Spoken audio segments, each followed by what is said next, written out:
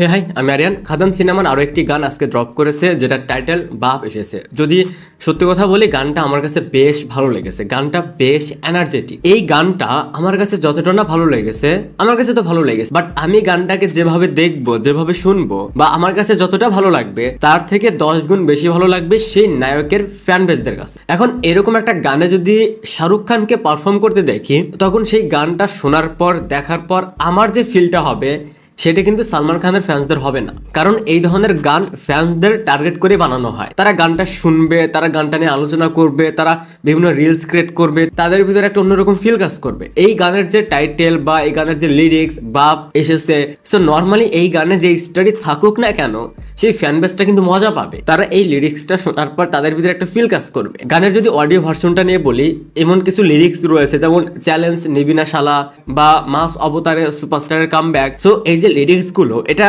থেকে এটা ক্লিয়ার যে গানটা মূলত দেবের এখন যে সিচুয়েশন, দেবের যদি লাস্ট কয়েকটা ফিল্ম দেখেন, সেগুলো তো এরকম মাস ফিল্ম ছিল না, এরকম মাস অবতারে তাকে প্রেজেন্টও করা হয়নি। সেটা একটা র্যাপ পার্টে শোনা যাচ্ছে।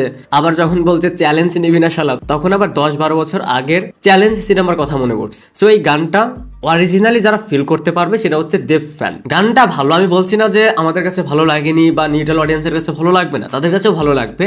বাট থাকে না যে কিছু গানের লিরিক্স, কিছু গান যেটা ফ্যান্সদের কাছেই সবচেয়ে বেশি ভালো লাগে। গানের যদি ভিডিও ভার্সনটা নিয়ে বলে, দেখেন গানটা যেভাবে কোরিওগ্রাফি করা, সেটা কিন্তু বেশ ভালো, বেশ প্রিমিয়াম। বাংলা এরকম একটা গানের ক্ষেত্রে আই থিঙ্ক এর থেকে আর বেটার কি হবে। তবে আমার কাছে গানটা ভালো লাগে হচ্ছে প্রথম 2 মিনিট ঠিকঠাক লাগে, বাট পরের যে 2 মিনিট, সেখানে যে দেবের performance, dance step, choreography, colour, background, এইটা আমার কাছে ভালো লাগে, দারুণ লাগে। 2 মিনিটের পর থেকে বাকিটুক জাস্ট দারুণ। এই গানটাতে একটা মজা রয়েছে, সেটা অডিও ভার্সনে বা সেটা ভিডিও ভার্সনে। যেমন যখন বলছে যে চুপ করে থাকি বলে কি ভাবেছিস, সো এটা কিন্তু শুনতে ভালো লাগে। আর এই গানটা তো শুট করা হয়েছে শুধুমাত্র সিনেমার প্রমোশনাল কন্টেন্ট হিসেবে ব্যবহার করার জন্য। হয়তো গানের কিছু অংশ সিনেমাতে থাকতে পারে, বাট মনে হয় না যে পুরো গানটা সিনেমাতে সেভাবে প্লেস করা থাকবে বা পুরো গানটা ব্যবহার করা হবে। আর এটার যে ভিডিও ভার্সন, এটা কিন্তু এক্সট্রা ভাবে শুট করে, যেটা লুক অ্যান্ড ফিল দেখে বোঝা যাচ্ছে। সো ওভারঅল বললে গানটা আমার কাছে বেশ ভালো লেগেছে, বেশ